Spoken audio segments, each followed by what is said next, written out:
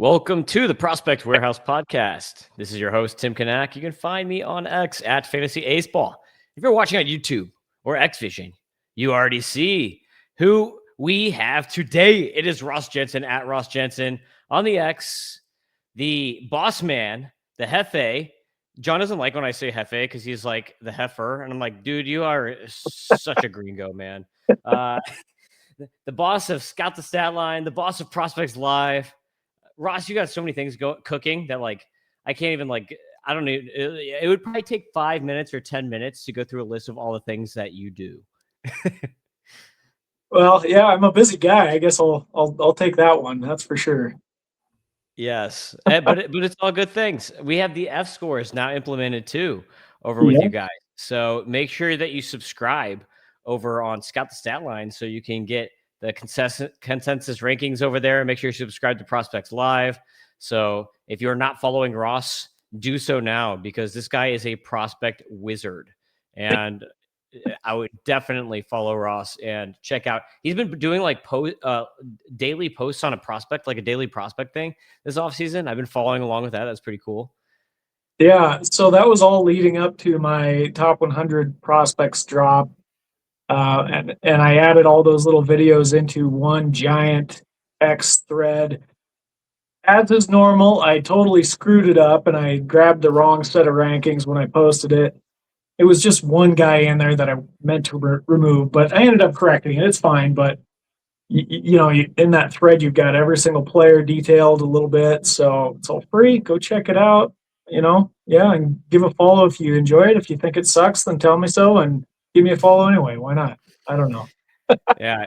I almost played a joke. I was telling Doc, I was like, should I invite Ross on to do the pitching prospects with me since he loves pitchers so much?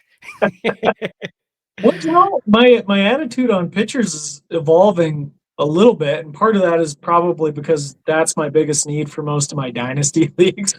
I tend to go with where my needs are, and so I've been doing a lot of research, and I really think we've advanced our pitching a lot on Scout the Stat Line over the last year or two.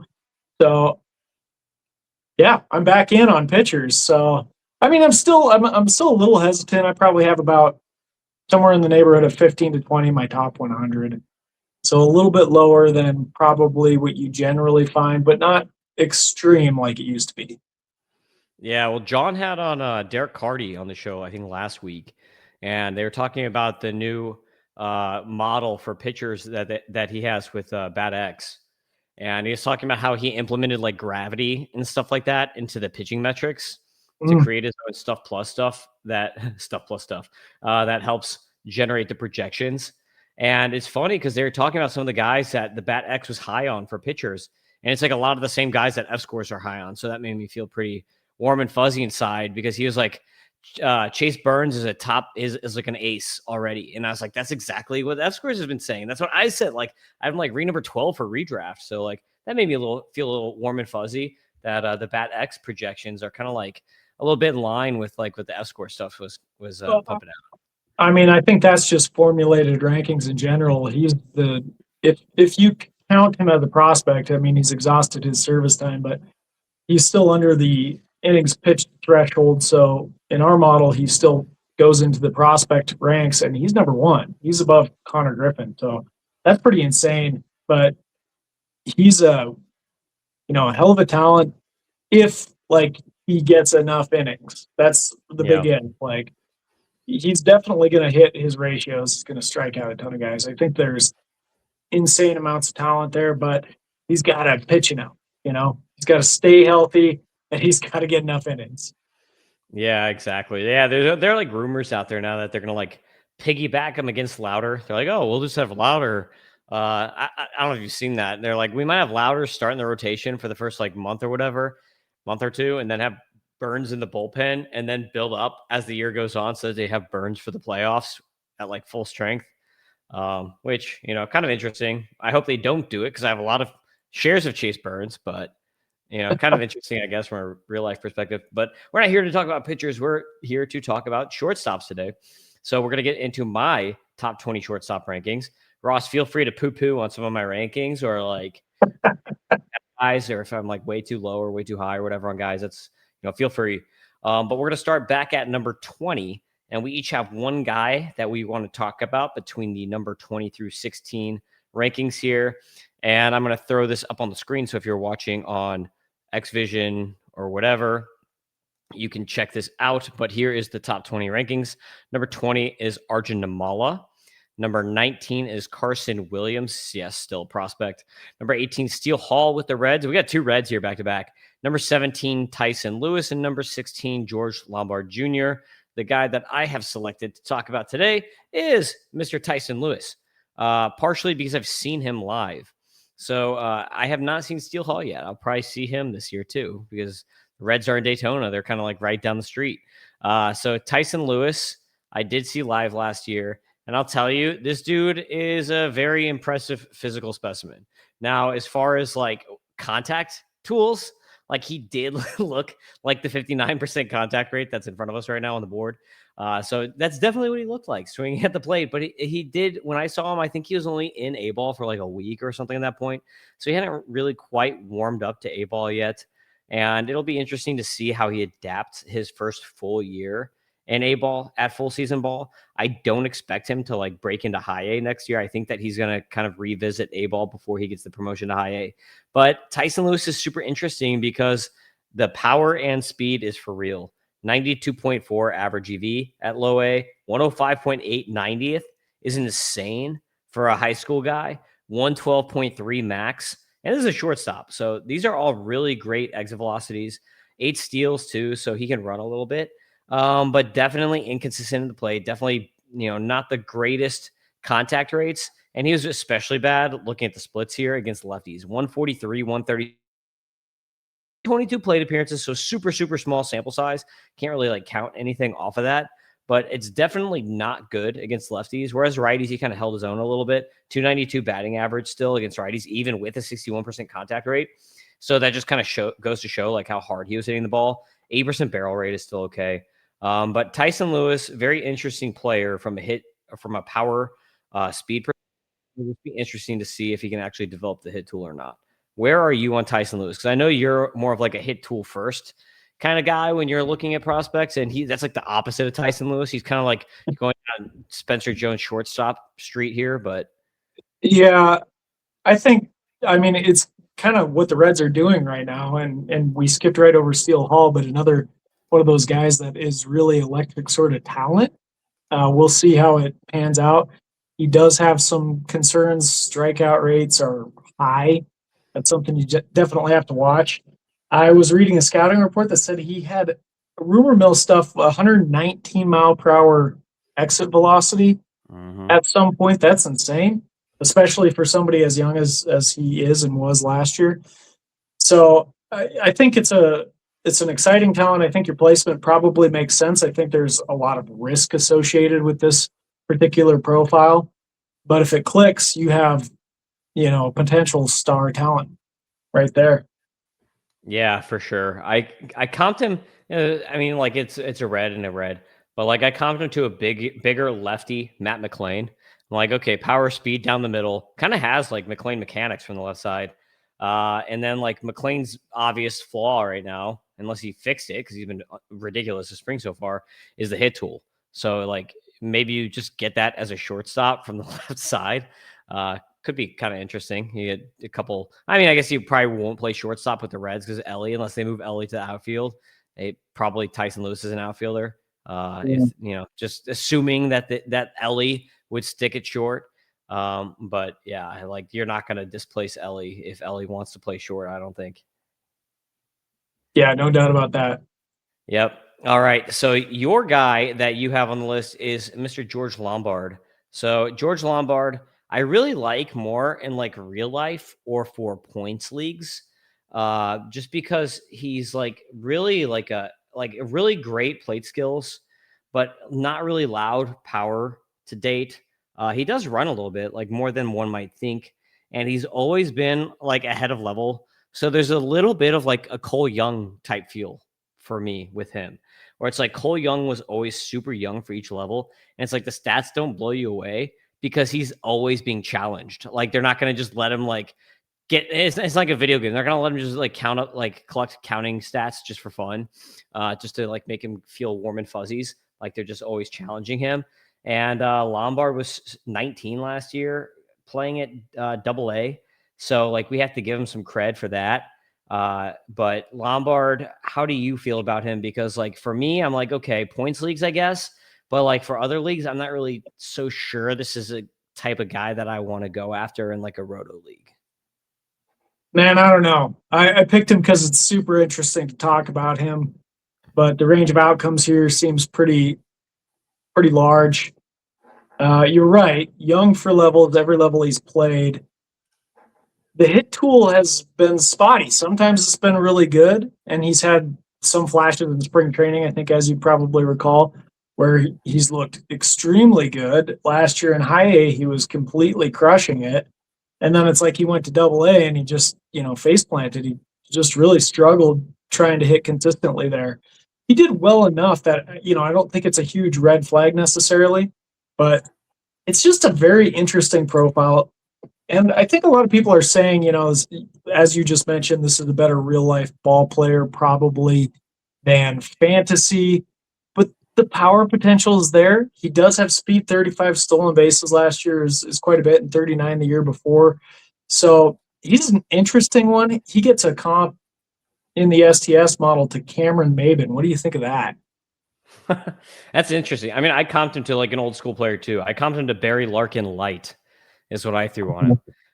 Very, very similar play to like I like to always look at mechanics too when I'm doing my comps, not like just like batting lines. So sometimes people will be like, "How did you get that?" And it's like, well, like they have the same batting stance. Like a lot of times is like what I'll be looking at, or if like they're the same size, same position, kind of like similar mechanics.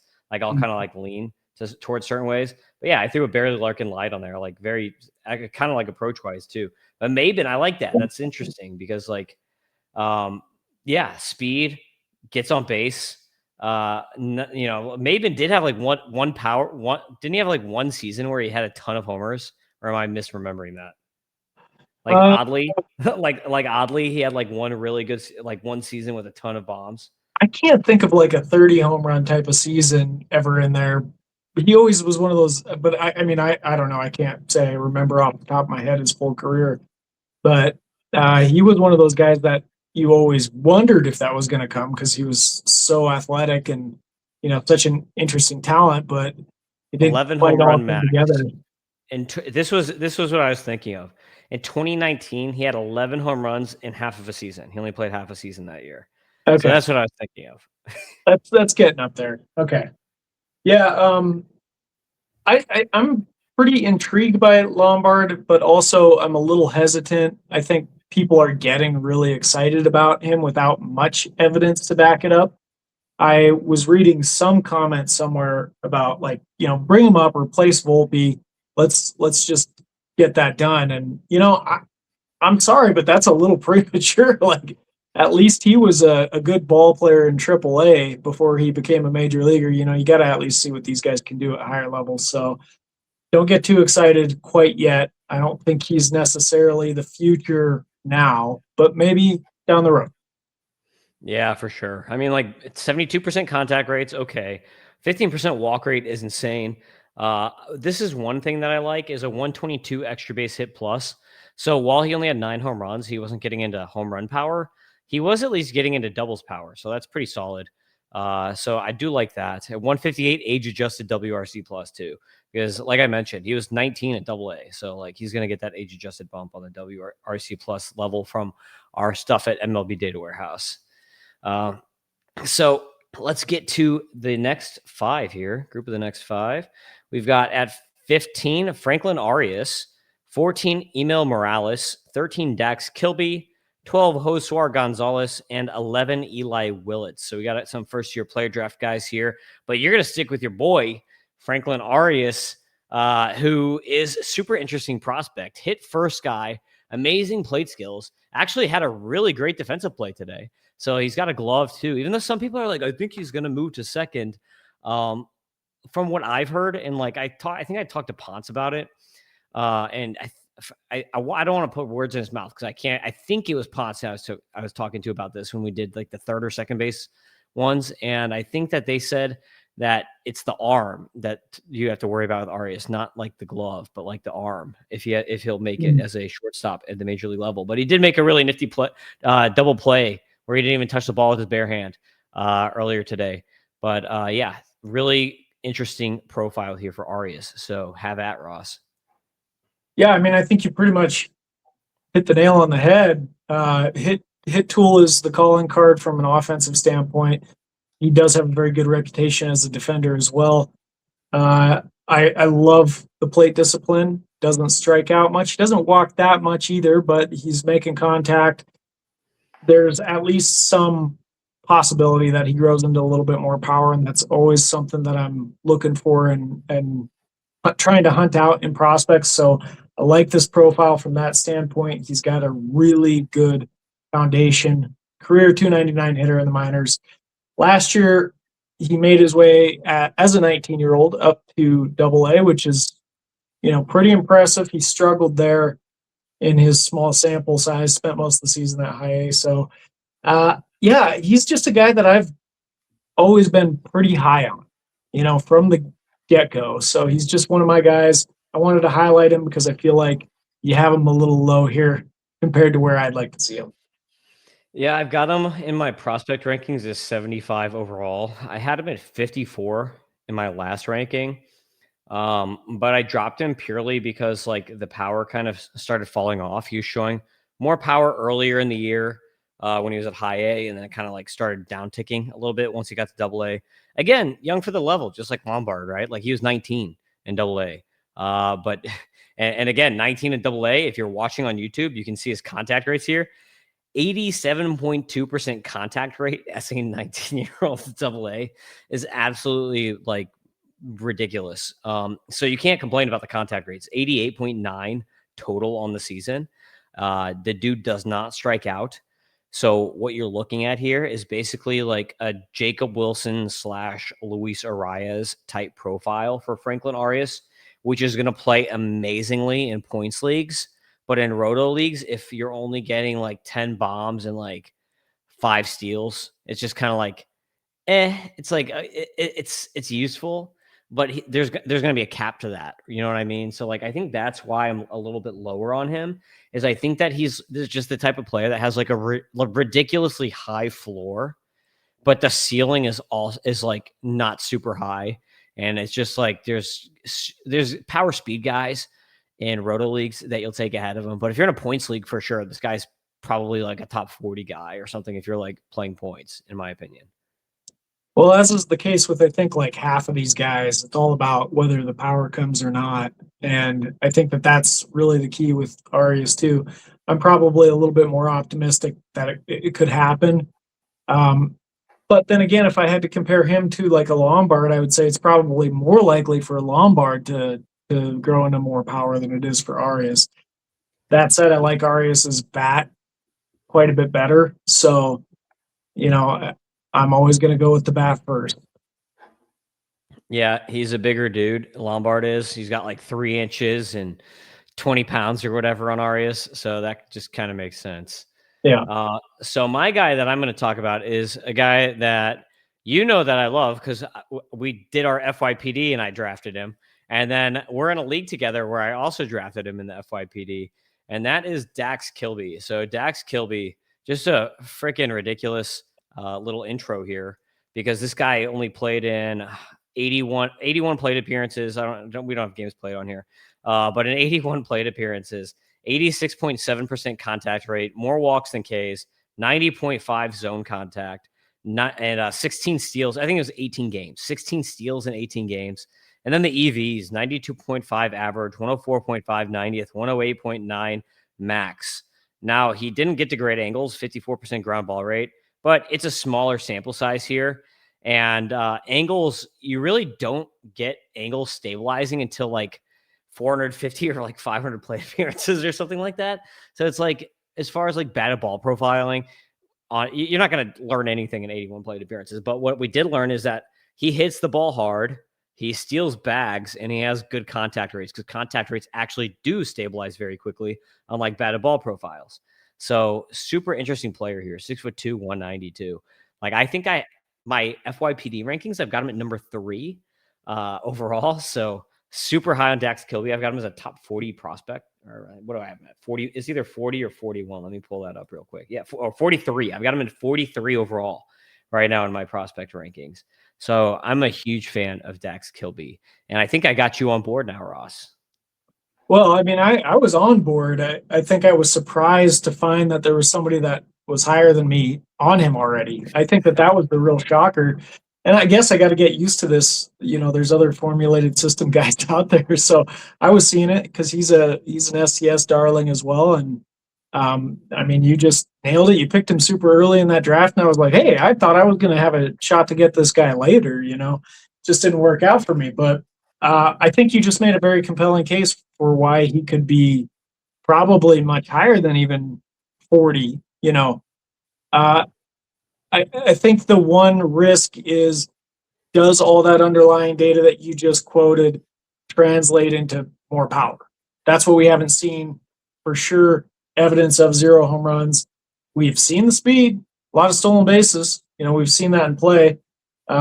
Great overall profile, walked more than he struck out. I always love that. I'm a plate discipline guy. So, yeah, I don't know what else to say. I'm glad you picked him as somebody to highlight because he's a really interesting talent. I'll tell you, I got put to the test, Ross. So in the Scott White Dynasty League, I'm co-managed with Raymond Atherton, who used to do the show with me back before I got heavy duty into prospects. And he's like, I don't know prospects. He's like, you need someone else. And that's when Doc started doing the show with me. So like we had the 6th pick, and we had to pick between Eli Willits and Kilby. And part of me really wanted to just pick Kilby, just because I'm like, I think he's got a higher power speed upside. But I had to go. We went Willits, and I had to, just because there's a little bit more pedigree there with, it's just a safer profile, I guess. Like, he had just as good a contact rates when he debuted. I'm just like, I don't know if he's got the same power upside, but I did go Willits ahead of Kilby, but it was tough. It ripped me apart. It tore me apart. I almost hoped someone drafted one of those guys right in front of me just so I didn't have to choose. But yeah, I had to choose Willits over Dax. I think you made the right choice, but yeah, I can see why that would be a tough one. You almost want to get worse draft position so you can get the guy you really want rather than the guy you think you should take. Yes, exactly. Yeah, one of those situations for sure. So now we're going to dig into the top 10. Number 10 is Caitlin Culpepper. So like I mentioned, I've got Dax Kilby at 43. I've got Eli Willits at 41. So shortstop is super deep. All these guys that we're going to talk about, these top 10, are all top 40 guys for me. I don't know. Do all these guys here fall kind of into that range for you too, Ross?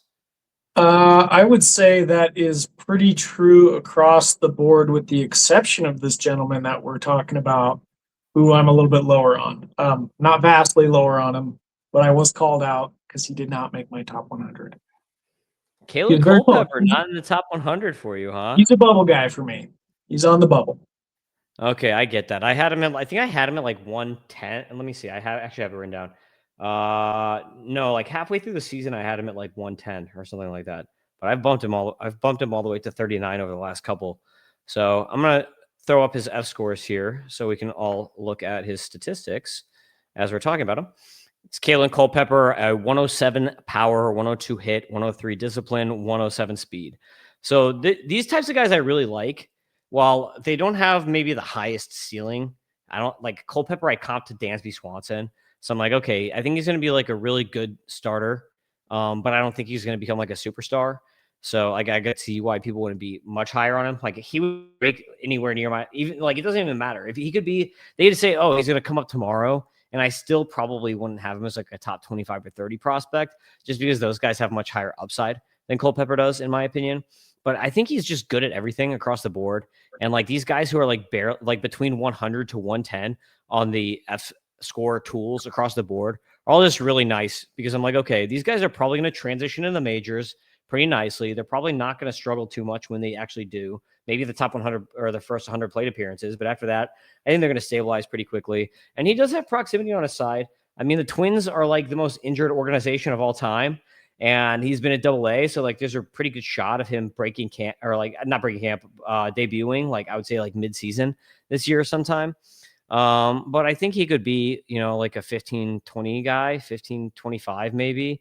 Pretty interesting player, solid batting average, doesn't strike out too much. So I like Culpepper for those reasons, not really because I think he's going to become a superstar, but I just think he's going to be a very solid major league player for a long time. I think the numbers totally scream what you just said. Across the board, he looks solid. Not like one area that he's really strong at, but I mean, if you look at just the counting stats, 20 home runs, 25 stolen bases, that's pretty cool. But the slash line isn't what I would call sexy. It's not bad. Like it's very solid. It's very solid as you were saying. I'm looking at his scout grade equivalencies at STS as we're talking through this, and they're pretty much like above average, average to above average across the board. So what you're describing is exactly what the data is showing me here as well. Very solid. I think that that's probably where I get a little hung up too, is I want something a little flashier. I want something that I Yeah. can, like something meaty that I can dig my teeth into. And even a guy like Lombard, some of these other guys that we've talked about, Arias, I can see there being like this. There, if just one thing clicks, we got a superstar, and I think that that's what we're lacking here. I don't think that there's one thing that can click that will change everything for him, because he Yeah, already he's does just it all like pretty decently. yeah, he's like above average at everything, whereas like Arias for sure has like an elite hit tool. So it's like you just prefer like the one like a guy that has maybe like one super tool or one elite tool over the guy who's like pretty well rounded. Yeah, or you can just see that next step coming. At at 22, he wasn't exactly what I would think as being like a super young guy for the mid levels of the minor leagues either. So there's that as well. Like you got Lombard at 20. It's like that's 2 years that he can develop and show us that like he actually has those tools to translate as a successful major leaguer. So I think that that's really the only difference I see between them. But you're right, it's very steady profile.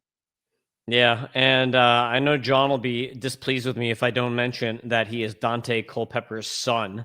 So, if you're into the bloodlines thing, not quite major league bloodlines to major league bloodlines, but definitely professional athlete bloodlines, and maybe that at least Yeah. bodes well for like his workout routines and like the guy knows what it takes to be a professional athlete because Culpepper was around for a long time. So like at least he knows like what it takes to be a professional athlete and stay in a game for a long time. Of course, and in the Minnesota organization. How about that?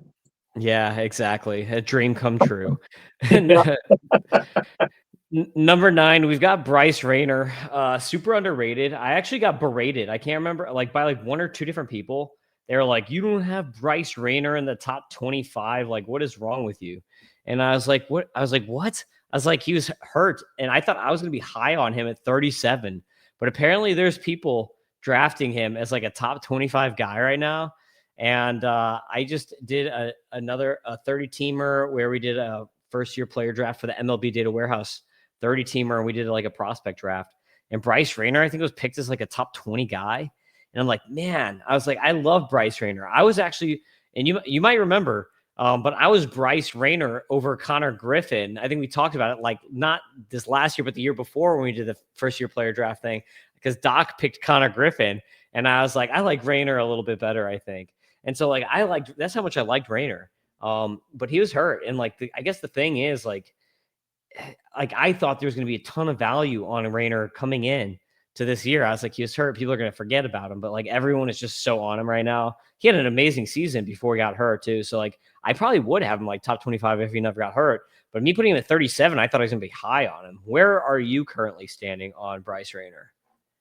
I mean, it's like I'm talking in a mirror. That's what it sounds like because I had the exact same experience when we talked about that before Connor Griffin and Bryce Rayner. I was like on the fence and I was thinking about putting Rayner above Griffin. I just wasn't quite sure. I was waiting for a little bit more data to point me one direction or the other. And then of course Rayner got hurt and Connor Griffin just exploded through the rest of the season. And that in hindsight looks really bad. Uh, but it's so fascinating because since then he's actually grown in his prospect value. And I, like you, I held on to the position that I think I had him in the 30s at that time. And I held on to that for a while. And then I was like, you know what? Injury uncertainty. I'm going to drop him a little bit. And I slowly dropped him over time. And now all of a sudden, yeah, top 25 kind of hype. And I just have to wonder how much of that is like associated with Connor Griffin's rise. Like if people were thinking, oh, Bryce Rayner's maybe close to as good as Connor Griffin, like they thought that the trajectory would follow him as he rose to be number one, and maybe that's why he's getting this interesting helium. But I don't know. I mean, I'm as perplexed by that whole situation as you are. Right now, I have him ranked number 68, and I thought I was high on him too. See, Yeah. now I'm just like you, just a little bit more extreme with it. Like I'm even a little bit lower on him. So then when all of a sudden people were saying you're way low on Rainer, it's like, really? I like him, you know? It's just Yeah. shocking. It's interesting how that has evolved. I am a fan of Rainer, but I need to see it. I need to see him playing and be healthy and know that he's going to continue to play as he is and maybe take it up a notch. You know, I think I was hoping he was going to take the step that we saw Connor Griffin take, you know? Yeah. So, Yeah. He might. I mean, like he was good in his small sample size. So 11% barrel rate. He was hitting line drives. 107.990th percentile EV is ridiculous for a high school guy. yeah. 111.6 max EV. You know, he can run too. So that's why, you know, that's one of the reasons why I don't like the Corey Seager comp. A lot of people throw this Corey Seager comp on him just because he's a left-handed hitting shortstop. Because everyone likes to comp every left-handed hitting shortstop to Corey Seager. Heard the same thing with Montgomery from the White Sox forever. So it's like, okay, every left-handed hitting shortstop for the next 10 years is going to be Corey Seager, I guess. But the comp that I threw on him is I called him a lefty Carson Williams with a better hit tool because he has the same mechanics as Carson Williams. He's got the same leg kick and everything like that. And everyone is like, Carson Williams can't hit. And I'm like, well, I said he's a lefty version with a better hit tool. Like you have to read the whole comp, don't just read like the name and that's it. But yeah, I think like, yeah, he's got a better hit tool, but there's more speed in there than what Corey Seager ever had. So don't forget that he can actually run a little bit too. So like I wouldn't just throw a Corey Seager on him just because he's a lefty shortstop. But Well, you know, on the flip side of that, Corey Seager was the number one prospect. So it's flattering in a way. yeah, I agree. I guess so. Number 8 here. This is like I can't believe he's still a prospect, but he is. So it's Jordan Lawler. Like I marked him in red because I'm just don't even want to rank this guy anymore because I didn't even rank him in my top 150 this last time around. I like this guy and Marcelo Mayer have been ranked way too many times. I'm not ranking either of them. So I did not rank him. So he has no prospect ranking for me. But since he's still a prospect, I decided to throw him on this list just for fun. But I kind of like that they're going to throw him in the outfield because it means that he's going to get shot and play at least. But he was really good in the minors. So everyone's going to look at his major league numbers and not like him. And this is what's interesting is I just did an Otnu draft, I guess 2 nights ago now. And when I did that, I was like, I want Jordan Lawler for like $3 or something like that. I was like $2, $3, $4, something like that, because he's going to play. He's shortstop eligible. He's third base eligible. And then he's going to get outfield eligibility. I was like, I want this guy on my bench. So I'm thinking I'm going to get him in the 16 team Otnu league for like $3, $4 something dollars. And I think he went for like $12. Like, what the? I'm like, what the hell just happened? And it's because he's hot this spring, and like he's had a good spring, and it's just the spring helium, just like it destroys value on some of these guys. The spring helium, like I think Jacob Melton went for like $8 or $9 in this thing. I'm like, what? Like, what is going on here? It's just the spring helium. But yeah, the fScores really like him because he was really good in the minors. 115 power, 102 hit, 101 discipline, 119 speed. 20 steals, solid EVs. The knock against Lawler is that he has trouble against breakers. So one thing that we can do here on MLB Data Warehouse is we can look at this. It says B versus P type. That's batter versus pitch type. So we're going to select this right here. We're going to pull up Jordan Lawler. so we can actually see how bad he was against other pitches. So we got here 85% contact rate against fastballs. That's good. But sweepers, terrible, 55% contact rate, 105 batting average against sweepers. Kid can't hit a sweeper. Changeup, 154 batting average on a changeup, 54% contact rate. That's pretty bad. He hits fastballs good. He hits sinkers. He hits cutters. He can even hit the slider, but it's for whatever reason, the sweepers and changeups just destroy him. So that's kind of the knock on Lawler, is just he just hasn't been able to hit off speed and breaking pitches. So it'll be interesting to see if this changes at all once we get like new data on this. This is his minor league data from last year, and see if he has changed his approach, because I'm assuming this is probably what he was working on like all offseason. Like if I was his hitting coach, I would have been like, just get in the machine, kid. We're not going to throw you a single fastball. We're just going to pump breakers at you from the machine. But how are you feeling about Jordan Lawler right now? Like how is the temperature in Rossland on Jordan Lawler?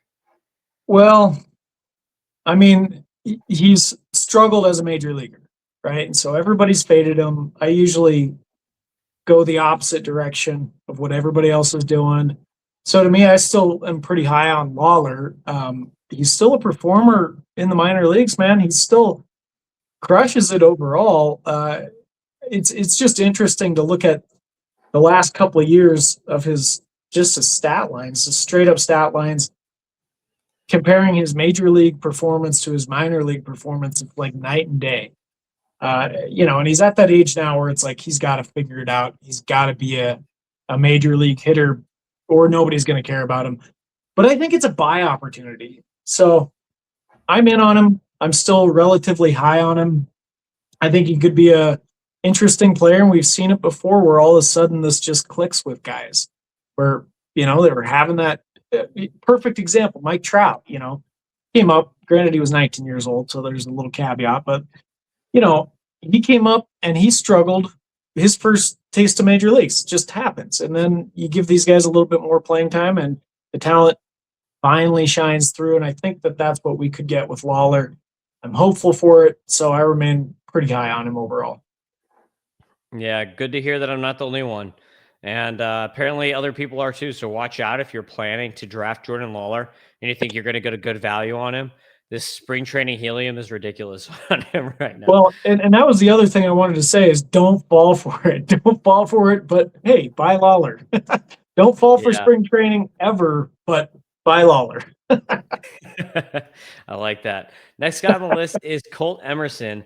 So I might be lower than on Colt than a lot of other guys. I've got him at 19 overall. So we're number 7 on shortstop, but that doesn't mean I don't like the guy. I've got him at 19 overall. There are people that have Colt Emerson as like a top 10 prospect. I do not, because I just don't know how much power we're actually going to get out of him eventually.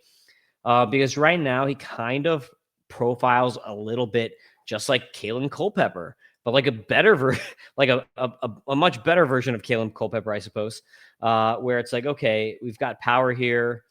And what else is going to happen here with Kalen Culpepper or with Colt Emerson? But the second half, he really came into his own and started developing a lot more power. So if you look through his first season, it's going to be, sorry, my screen just went with my stats. He had 16 homers on the season. So let's throw this up here so everyone can see if you're watching on YouTube or XVision and follow along with us. So Colt Emerson, 16 home runs, 101 power tool, 104 hit, 110 discipline, 102 speed, right? Pretty Kalen Culpepper-esque. However, if we move our slider to like the last month or so of the season, we'll put it at 8.3. So last month and a half of a season, then we're looking at an 852 OPS. We're looking at 5 bombs. And you can see that as he was going up levels, he was actually coming into more and more power. It's smaller sample sizes we're looking at when we see that, but he was getting more power, and a 135 extra base hit plus is good too. So Colt Emerson, even though he hasn't hit 20 home runs or whatever in the minors yet, he has always hit a crap load of doubles. So he's always been like a big doubles guy. Even when he's in the fall league, I think he had like he was like either tied for the record or had like the record for the most doubles in Arizona Fall League. I guess that was not this last year, but the year before that. So keep that in mind too, is like doubles power generally will be a leading indicator for future home run power, and he may develop into 25 homer power, I think. But I don't know if there's going to be that much more there. So, what do you think, Ross? Like how much power are we going to get out of Emerson, and like how high are you on him? Because I think he's going to be a really, really good player. I just like I guess like I think the ceiling is at like all-star level and maybe not like superstar level. Yeah, that all makes sense. I like Colt Emerson quite a bit. I've been pretty high on him for a number of years. In fact, going back maybe 2 years ago, I thought he had the potential to rise to become the number one prospect. I don't think he's quite reached that level. I have him at number 11 overall right now. So he's borderline top 10 for me. Just a very solid profile, as you were saying. But the difference here between him and a guy like Culpepper is he was in AAA and he was 19, and Culpepper was in AA at the high point, at 22. So the 3 year gap to me is a really big differentiator between those two, which just signals to me that the Colt Emerson ceiling is substantially higher. We were talking about Corey Seager as a comp earlier, and from a statistical standpoint, I think this looks like a Corey Seager type of profile to me. This is a guy I could see kind of turning into that sort of a Yeah. talent. Yeah, I agree. I don't know if he gets to 30 homer power, maybe like a Corey Seager light. I can agree with that because I think he's going to be a high batting average guy. Hopefully he stays on the field more than Corey Seager though, right? Well, that year that Corey Seager, I just am kind of thinking back to when he was coming up, and that year he really rose the ranks to become the number one guy. I think he was 21 years old in AAA at that time. So I think we're like right on the money. I mean, Colt Emerson's barely 20 right now. He's 20 and a half or so. But I mean, yeah, we'll see if he gets into the major leagues. Like he could be up right away. This is a guy that could be playing right from the get go in the major leagues. We'll see. But I think that there's probably some development to happen. Whether that happens at the big league level or he spends more time in AAA, I don't know yet. But I'm intrigued. I'm intrigued. I think that 30 home runs is possible. It's maybe a stretch though. Yeah.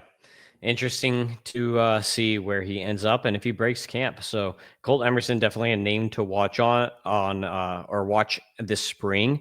So check those box scores on Colt Emerson to see how well he's playing. See if he breaks camp. Number 6 is Leo DeVries with the Athletics, formerly of the Padres. I've got him at 14 overall. Definitely really interesting player here. I kind of worry a little bit about the hit tool with DeVries is like the one tool that I worry about. He like he's not as polished as It's kind of funny because like a lot of people will be like, oh, Jesus Mate is like the Leo DeVries, but like 1 year later or whatever. But Mate is much more polished than DeVries is, which I guess like there's a reason that most prospect people have Mate ahead of DeVries now at this point. But Leo DeVries, full season, 19 years old, high A and double A. So 19-year-old at double A, very impressive. And a young 19-year-old at that. And while he does have good contact rates, 78.2% contact, 80.5 at double A, it's just the angles. He hasn't really gotten to the angles as of yet. And he has struggled against lefties as a switch hitter. So this may be an instance where is he really a true switch hitter? Should he be switch hitting, or is he just like forcing it so that he has more tools? That's something to watch as he grows. I think the Athletics could be super aggressive and like push him to the majors sooner than you might think. Do they need to? No, because they have Jacob Wilson, but I guess they can always slide Jacob Wilson over to second base next year. They have McNeil there for this year, I guess. So you think, and I don't know if Galoff is like even a guy anymore. Like I don't even know if they even care about him anymore at this point. Is he even in their plan for the future? But I think longer term, it's like, okay, DeVries kind of is like super rangy, athletic-y. Like you almost think that like Wilson would be the guy to move and Leo would stay short. But I love the 165 age adjusted WRC plus. So like the dude is definitely a baller for what he's done, like age to level. But I just don't know if he's going to get to the right angles that you want for massive damage. Even though I do have him comped to a switch hitting Alfonso Soriano. Okay, that's interesting. So I'm going to go a different direction here. I like Leo DeVries. Made and him, I think, they are. It's like you almost have to talk about the two together because I think that there's probably some different camps. And you're right.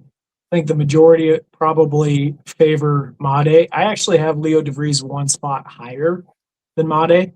So that really kind of speaks to how good I think he could be.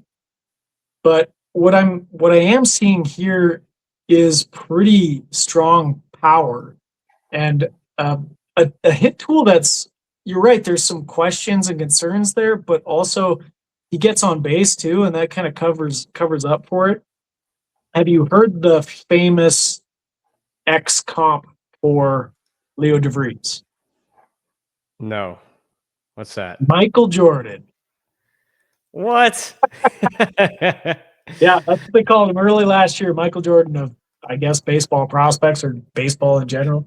So, so keep that in mind. Michael Jordan, he's coming up. No, but seriously, the 90th percentile outcome comp at STS is Mike Schmidt. That's a Hall of Fame comp right there. So we'll see how it translates, but I'm excited to see him come up and being with the A's. I mean, that was such an interesting deal. I can't believe that the Padres were willing to trade him to begin with, and just a fascinating deal. But yeah. yeah, I like him. He's a top 10 guy for me. Something to consider too is like he kind of has like sneaky non-speed. Like people assume because he looks fast that he's going to be fast. But I only give him a 40 out of 50 on the speed tool. Like I give him a 50 out of 60 on the hit, 55 on the plate approach, 50 out of 60 on the power. And then I only give him a 40 out of 50 on the speed because I'm like, he looks way more athletic and like looks like he can run faster than he actually does. So something to keep in mind. But like I love the swing for sure. Like that every time I watch that, I'm just like reminds me of it, like brings me back to Soriano days.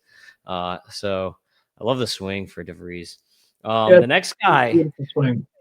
yeah, the next guy I have is Sebastian Walcott, and like now after the injury, I'll tell you, I would probably be moving Sebastian Walcott below DeVries and Colt Emerson at this point, and have him like seventh, like pretty close to like Rainer and Lawler. I don't know. I might even bump Rainer and Lawler ahead of him, to be honest, now at this point, because he's going to miss a whole year. Because one of the big edges with Walcott was the fact that he was like always above age to level.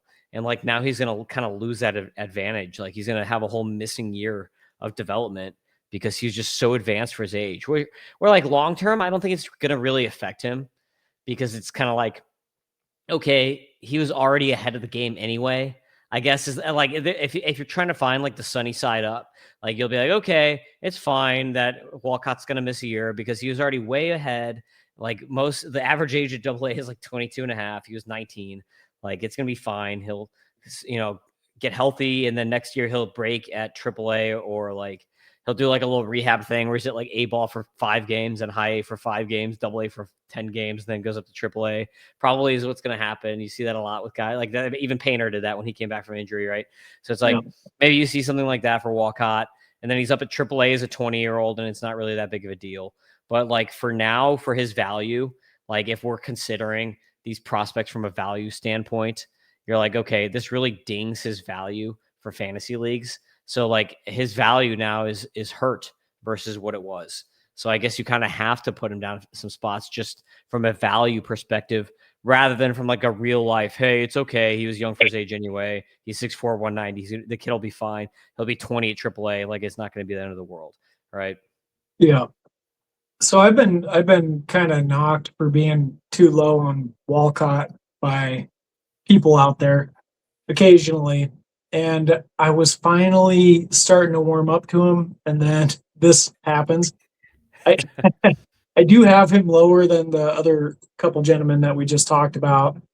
But I was starting to move him up. I was starting to get used to the idea, even though like on the surface, I think people look at it and see that he had a somewhat of a down year. At least the power wasn't quite there. I see development in the profile, as in it seems like he was becoming a more well-rounded hitter throughout the season and really flashing pretty good on base skills for a guy that was, barely 19 starting last year. I'd say that was pretty impressive. So, uh, yeah, I was finally coming around, and then all of a sudden this happens. So it's a real bummer. It's a real bummer. At least I don't have to adjust as much as most other people do. But yeah, he's got to drop a little bit, unfortunately. Yeah, I mean, like 6'4", 190. He's gonna, and with his EVs, like he's gonna be a 30 homer guy. I think if he can make enough contact, it's all about like if he can make enough contact and not strike out. But less a lower than 20% strikeout rate last year. It's just like Yep. okay, he got hurt. Like hopefully that doesn't affect his mechanics too much, and he doesn't come back like a hot mess, and kind of like can pick up where he left off. Is the hope with Sebastian Walcott, because like a huge dude like that. Like he just has so much, like he has massive power potential.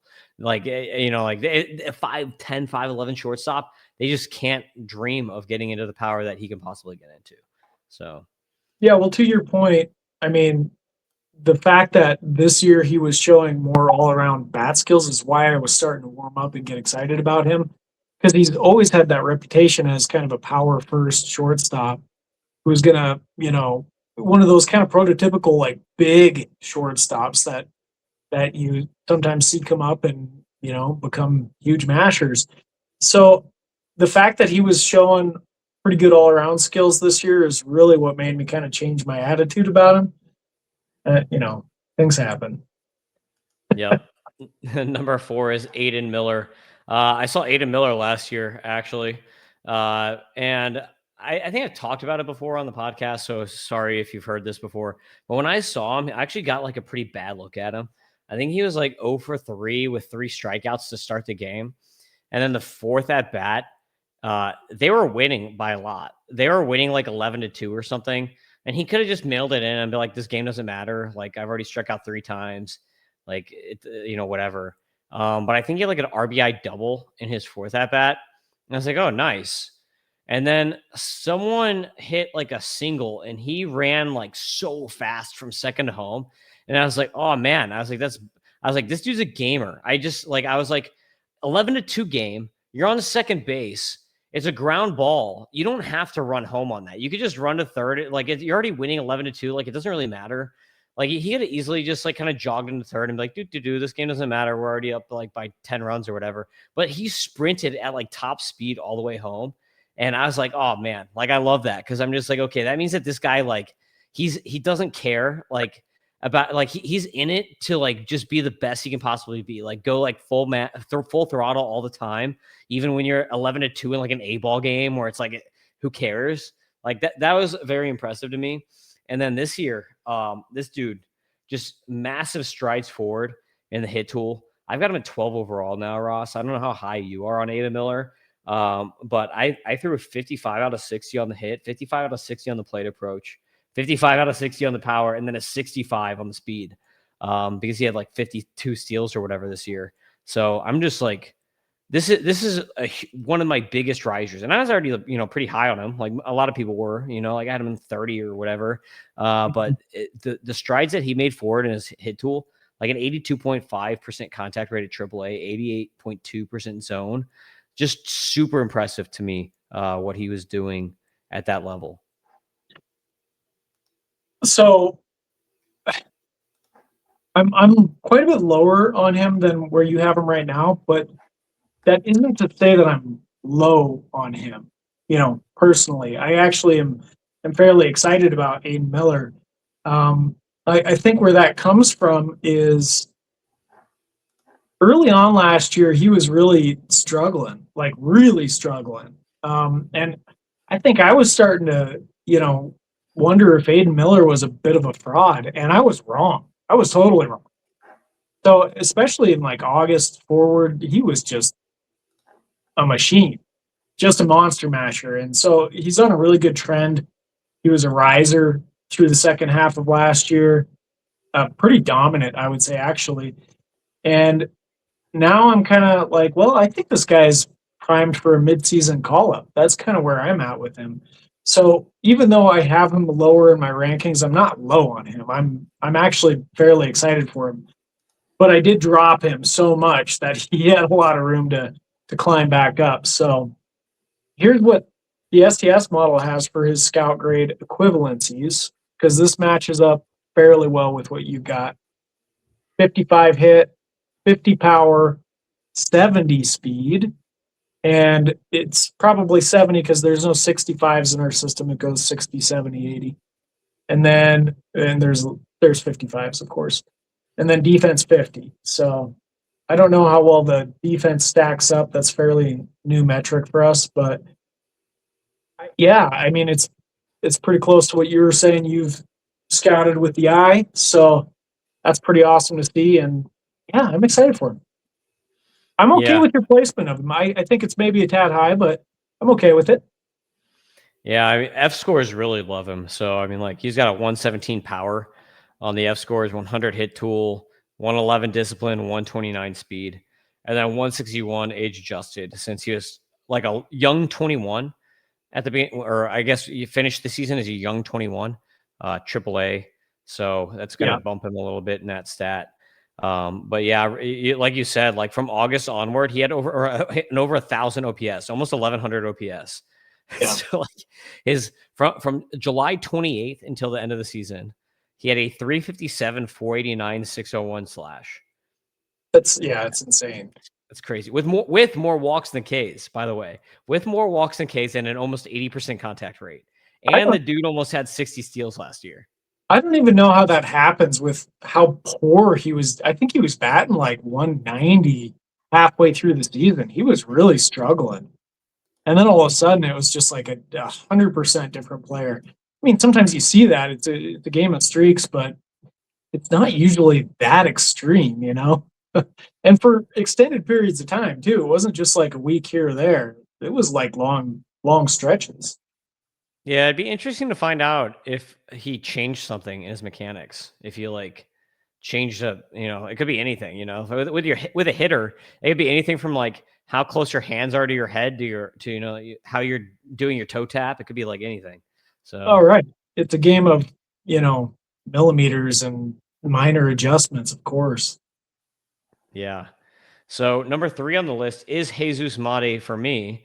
So I'm gonna throw up his fScores for us right here. If you give me 1 second.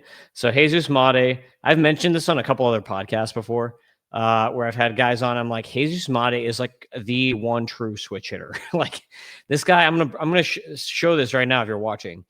But his slash 289 against righties, 283 against lefties, 383 OBP against righties, 372 against lefties, 417 slug against righties, 414 against lefties. This is like the closest split that you're going to see for a switch hitter out there. So like this dude, like literally is like the true switch hitter out of like all these, DeVries is a switch hitter or whatever, but like this guy like is like what a switch hitter should be doing. 18-year-old at AA last year, 174 H adjusted WRC plus, just insane stuff for him. 47 steals too, so it's tons of speed. And obviously, like as a younger guy, 6'1", 187, only 6 home runs. Like he's going to grow into more power. He has some ridiculous exit velocities. We don't have that data from the minor leagues last year, but we have had like reports of like Dominican exit velocities when he was in the DSL. We have reports from like spring training exit velocities. So that's really all we can go on for exit velocities. So small sample sizes where like a max is going to matter more than like an average or something like that. But the dude does hit the ball really hard. So he's going to grow into more power as he ages. I think Mate is just going to be an absolute stud. The reason that he's ranked 3 is because the 2 guys that I had ahead of him are just also absolutely ridiculous. I've got Mate. A lot of people have Mate number 3 in their rankings. I think I've got him at number. Where do I have him right now? Where do I have him? I don't have him at number 3. I've got him at 6 or 7, I think. Because I've got him at number 7 overall in my rankings. So I did not rate. By the way, in case you're asking, where's JJ Weatherholt? I did not rank JJ Weatherhold as a shortstop because he's not going to end up there. It looks like Mason Wynn came out yesterday and was like, "Oh, I'm excited to turn double plays with him for the next 10 years." So like, even though I thought JJ could play third, Mason Wynn basically confirmed that he's going to be the second baseman. So if you want JJ Weatherhold, then go to our second base podcast. But how are you feeling about Jesus Mate? Yeah, you pretty much covered it all. He's the number 3 prospect overall at Prospects Live. People are really excited about him. There's superstar potential, obviously. I think the one hangup is while there's a belief that there's more underlying power, we haven't quite seen it yet. So that's the one thing that's holding me back. I'm kind of where you are. I have him number 10 overall rather than, a top 3 guy. But he is kind of getting to that level where he's almost universally considered a top 3 prospect. And you can't deny the finish that he had to his season. And this is the part that is the most impressive to me because in single A, I was kind of like, yeah, this guy is pretty solid, but I'm not seeing the superstar that is getting tagged on him. And then, of course, he moved up to high A. And what did he do? He crushed it. And then he got a promotion to double A and he held his own. So, I had to eat a little bit of crow on that because this guy finished the season really strong as he was moving up. That's what you want to see. So, yeah, he's a very interesting prospect. I like him a lot. My confirm is a switch hitting infield Christian Yelich. Wow, okay. There's a bit of a size difference there, isn't there? Seems like Yelich is taller, leaner as a build. A little bit. Let's actually look that up right now. So Mate is listed at 6'1", 187. Yelich is 6'4", 220. So Yelich is definitely taller. But they're like, yeah, but they have, to me, when Mate is hitting from the left side, they've got similar swing mechanics. And I think from a batting line, maybe you see something similar where Yelich didn't really have much power early in his career, and he kind of grew into it as he aged. When he started, he was like a 300 hitter who was going like 10 homers, 20 steals or whatever. So you might see that from Mate in his like couple beginning years before he kind of like grows into his power because he's going to come up so early. Yelich did too. Yelich debuted at the age of 21.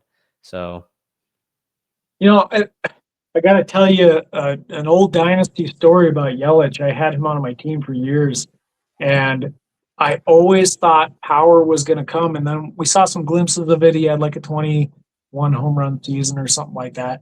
I traded him the year before he became an MVP. I was like, okay, I don't think it's going to happen anymore. Time to move on. And the next year, it was like, guy was lights out. Go figure. That's the way it goes.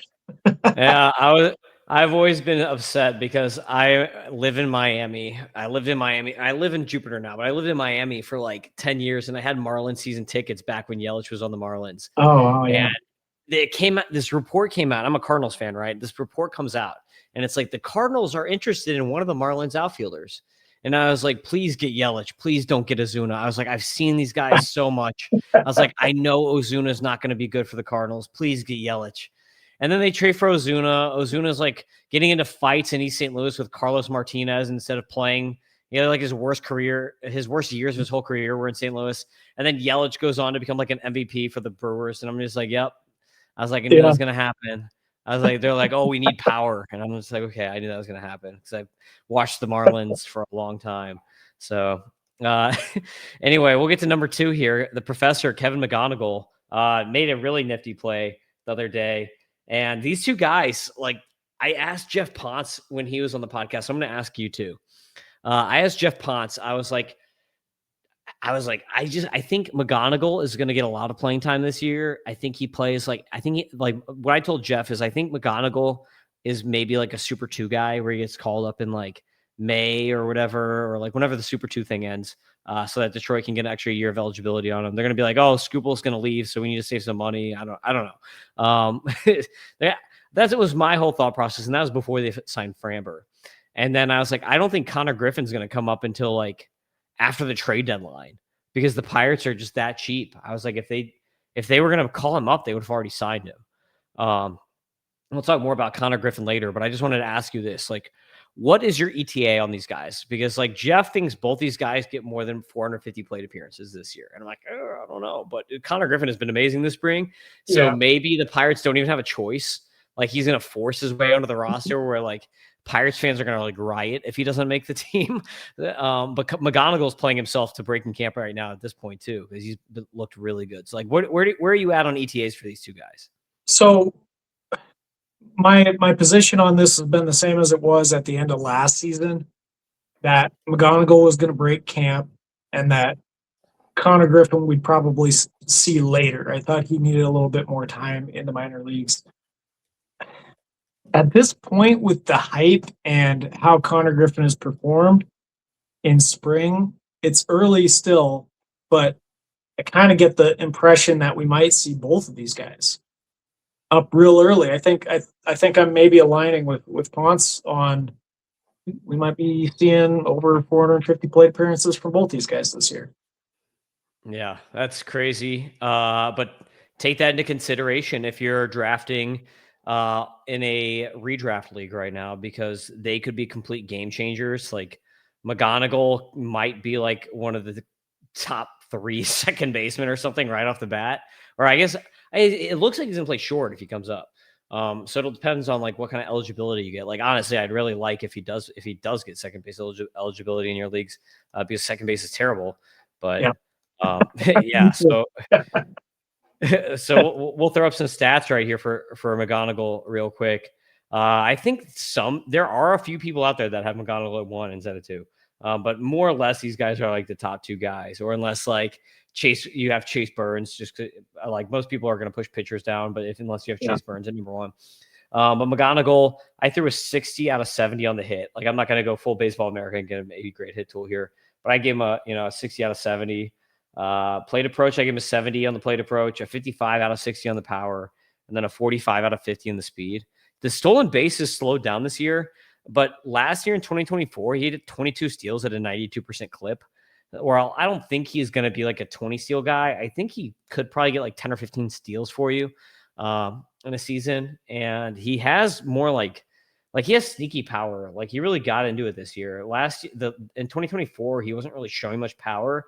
And I was like, I don't know. I kind of have like Kevin McGonigal and Franklin Arias like kind of next to each other in my rankings before he started showing the power. But now that he's really shown that off, like I think he's like a 25 homer guy. Like he's just really good angles, like 56% pull rate. You can see on the screen right here. Only 12.5 air pull, but 56% pull rate. Poor 10s to better power, because this is only 16 batted ball stat we're looking at right here. But like when you watch him, that dude's trying to air pull. Like all his home runs are going that way. So you can just see in the video, because this is a small sample size on some of this stuff. But ridiculous contact rates. Kevin McGonigal is the man. How are you feeling about him? And like, where do you have him in Dynasty? Like, how do you feel about him as a Dynasty asset? Because we're doing that Owen Hurd mock right now, Dynasty mock. And I think McGonigal went like in the 2nd round or something of that. Yeah, that sounds right. I love Kevin McGonigal. By the way, there was a podcast that Prospects Live, or not a podcast, but an interview that we did with him over mid-season last year, and he said he doesn't actually like the nickname The Professor. He likes the nickname Magoo. And so now I've taken up just calling him Professor Magoo. That's the new nickname. That's what I'm going with, Professor Magoo. Yeah. So I thought that was a really interesting little tidbit that I picked up on. But I think you are right on the money. The hit tool is the calling card, and you know how much of a sucker I am for the hit tool. He's my number 1 prospect. And that's the reason why. Now, Connor Griffin is an incredible prospect, do not get me wrong. But if I see a guy that has 80 hit potential, that's pretty hard for me to pass up. And right now, what we're looking at, I've got his player card pulled up at STS, and they give him, and STS is stingy with this stuff. I think there's only 2 prospects that score this high with a hit tool grade. Kevin McGonigal has a 70 for hit, 55 for power, 50 for speed. That's not really going to be his thing. 50 defense, also not going to be his thing, but it's good enough. So I think what we've got here, and there's evidence behind this too. He's walked more than he struck out at every level he's ever played at, including if you break it down to individual levels. The guy is just a hit machine, and nobody's been able to expose him at this point yet. I think he was super unlucky in Double A actually, uh, and he still put up pretty good numbers. So this is a guy I really like. I'm very high on him. Of course, I've got him number one. A lot of people don't like that. It is what it is. I'm sticking with my guns. That's my approach for evaluating players, and so I'm sticking by it. The one thing that sets, well, we can save that for when we get to the next guy, but I I love this guy. He's great. I think he's going to be a really good prospect. I think he's probably a second baseman in the long run. That's where I was hoping he would end up for my fantasy teams, and it looks like he's at least starting in the shortstop area right now. So we'll see how that goes. Yeah, he's looked really good so far this spring too. And to get back to that Owen Hurd dynasty mock, uh, looks like Eric Cross picked him at 35 overall, which is the beginning of the third round. I was going to pick him. I was 2 picks behind, so Eric kind of sniped me a little bit on McGonigal there because I would have picked him. I ended up picking Kyle Schwarber there at that pick, but McGonigal was the name that I had circled there. So that just shows where McGonigal's already viewed right now in dynasty. He was the second prospect off the board behind Connor Griffin, who's our next guy that we're going to talk about. And Connor Griffin, since we're talking about this thing right now, Griffin went 20th overall, ahead of Vlad Guerrero Jr. This is a little crazy to me. He went ahead of Vlad Guerrero Jr., James Wood, Garrett Crochet, Wyatt Langford. Yeah, a few of those guys I would probably pick ahead of Griffin. But Yeah, Roman Anthony went 19. I would pick Connor Griffin, I think, ahead of Roman Anthony, because I think that the prospects that we have right now are kind of a tier above the top prospects from a year ago. And Roman Anthony doesn't really bring a speed component. He does hit the ball really hard, but he doesn't bring the same speed component that Connor Griffin's going to bring to the game. So that's the reason why on that. I think I'd agree with that take actually. Yeah, I wouldn't take Connor Griffin against ahead of some of those other guys that you were talking about, but I would take him ahead of Roman Anthony. Yes. Yeah, that was my point, is I would take like Wood, Vlad, and Langford still ahead of Connor Griffin. So I'm going to show you. I actually saw Connor Griffin the other day.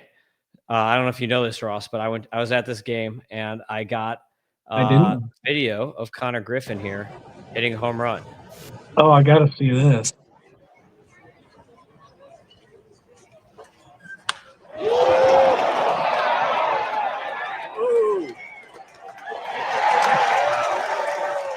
Look how fast he is, too. But that's the big differentiator. This is what I was going to say with him and McGonigal, the clear difference. Yeah, he's huge too. Like in person. Yeah. I kind of got down. There's like an autograph scrum where he was doing autographs or whatever for people. And I kind of got down there and like I was with my daughter and I was like holding my daughter up. I'm like, put something in there so he signs it. And then didn't get there in time. He was only there for like 3 or 4 autographs and then had to bolt and get ready for the game. But he's humongous. So like he was down on the field and I was in like the third row or fourth row. I was like in the third row seats trying to like push my daughter in there. And like, I think that he was the same height as me, even though I was like 3 rows up on the stairs. So that's how big this dude is. And I'm not short. I'm like 6 foot. So, yeah, he's a big dude. He's a monster. So Connor Griffin, what do you think he's going to do? Cause like my comp for Connor Griffin is I've got him as Ellie De La Cruz. I comped him. I put light Fernando Tatis Jr. mechanically with an Ellie De La Cruz statistical profile. So I think he's going to kind of be like Ellie, but he might actually get into more power earlier because this spring we're really seeing him with better angles than what he had actually done in the minors last year. So I think it looks like, because there was tons of video on him this offseason working in the cage, he was probably practicing air pull. Like you see a lot of places nowadays. Like I take my son to this batting coach, former World Baseball Classic player for Team Spain. And so he's got like targets set up in the cage, and like a lot of people have this now. They'll have like targets for air pull on like the top left and the top right, almost like archery targets. Even the Marlins had that in their camp. I actually walked through the Marlins backfields the other day when I was going to this game, and they had those little things set up. And so what they're trying to do is they want you air pulling. So they're trying to teach air pull in these cages. And so he might have just been like practicing air pull the whole time. And like now his angles are going to be like much better because I mean, he was 19 last year. So like there's still so much room for improvement on a guy who is already just ridiculous. So, I mean, sky's the limit. He could be, Acuna, you know what I mean? Like he could do an Acuna 40, whatever, 50-50, 40-40, 50-50 type season. Like he has the skill set to do it. And there are not many guys that come around like this. He's a unicorn. So, like, that's why I have to put Griffin at 1. Even though his hit tool is not nearly the same as McGonagall's. I only have a 50 hit on him. I think he can get to 55. So I got a 50-55 hit on him. The plate approach is much worse too. I got a 45-55 plate approach, but he's 70 power, 70 speed in my mind. As long as he can get to the angles, he'll be 70 power. Even if he doesn't get to the angles, I still have him as a 60. So I got him like a 60-70 power. So even if he's hitting 50% ground balls, I still have got him as a 60 power guy. How do you feel about Connor Griffin? I mean, he's a phenomenal prospect. I have so many different thoughts. It's hard to really get them all down there. I think your Elly De La Cruz comp is very fair. I think his ceiling is higher than that. I think he's got a better hit tool, a better natural feel for putting the bat on the ball. Doesn't strike out like Elly De La Cruz did coming up. So I think that bodes really well. The sky is the limit, as you said. But now I got to be like the wet towel guy and like throw on, are there any weaknesses in here? And yes, I think there are. You talked about the hit tool, and he batted 333 last year, but he did it with a 400 BABIP. He's not going to do that in the major leagues. That's not going to happen. So you can knock off 50 points easy, 60 points off the batting average.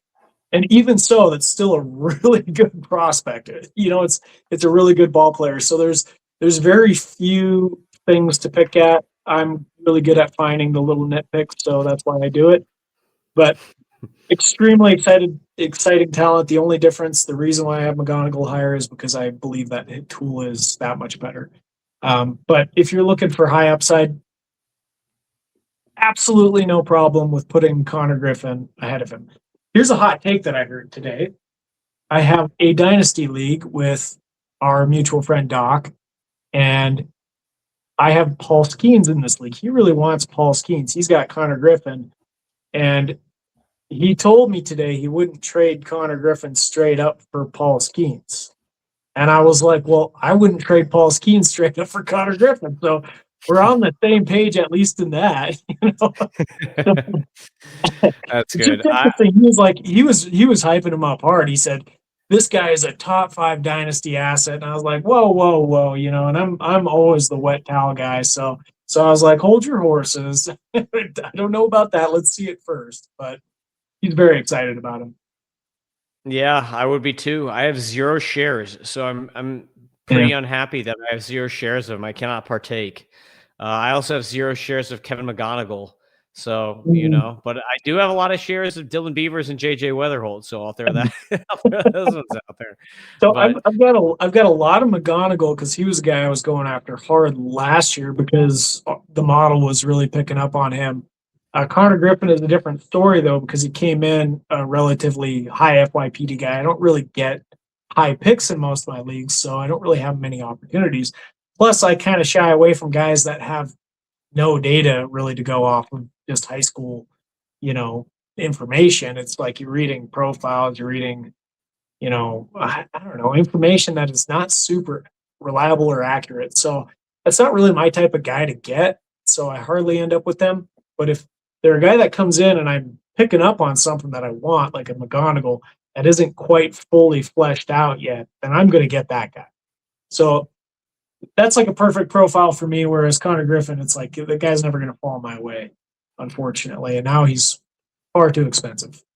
Can't even trade Paul Skeens for him. So Well, that's a good thing because that means you're winning. If you're not picking high, that means you're winning. So Yeah, better to win and not pick high than the opposite version of that. yeah, that's what I'm So going for. yeah. So Ross, what do you have? Anything else you have to promote or pump on the podcast here before we close it out? No, not really. Go check us out at prospectslive.com. We're doing amazing stuff over there. Scout the stat line. We just built this really cool integration directly in with Fantrax. If you have leagues there and you play religiously like I do, I mean, you can get an assessment just from a click of a button. You can pull up your league and it'll bring up all the top players from the STS model for it. It's just super cool. And in season, especially if you have free agent waiver ads, like there is nothing like that. So check that out if you're playing on Fantrax and if you're interested in learning a little bit more about the STS model. Yep, definitely make sure you subscribe to Scout the Stat Line, subscribe at Prospects Live. They've got all kinds of awesome stuff over there. And also subscribe to MLB Data Warehouse and make sure you say it's because of me so I get money. No, I'm just joking. But no, not really. I'm not joking. Do it. And then also make sure that you buy the prospect package, only $29.99. You'll get my spreadsheets that have all the fScores all heat mapped on it, my prospect rankings, my FYPD. Funny enough, one of my friends texted me today and he's like, dude, he's like, your FYPD rankings are like impossible to find on Twitter. It's so hard. I have to like search tweet by tweet and it's like a pain in the ass. And I'm like, I did that on purpose so that people actually pay for the thing and that makes it easy. So I'm like, that just means you're cheap. Pay me the $29.99 so that I can go to more baseball games, man, because that's all it's going toward. All it's doing is buying food for my wife so that I can go to more baseball games, or it's buying my tickets for baseball games. None of that money is actually like going toward any fun toys or anything. It's just going to more baseball games, or it's going to placating my wife and my kids so I can go do this stuff. So that's why I you love need it. to pay for the package. But that's it. We will see you next time. Great having you on as always, Ross. Thank you, Tim. It's a pleasure.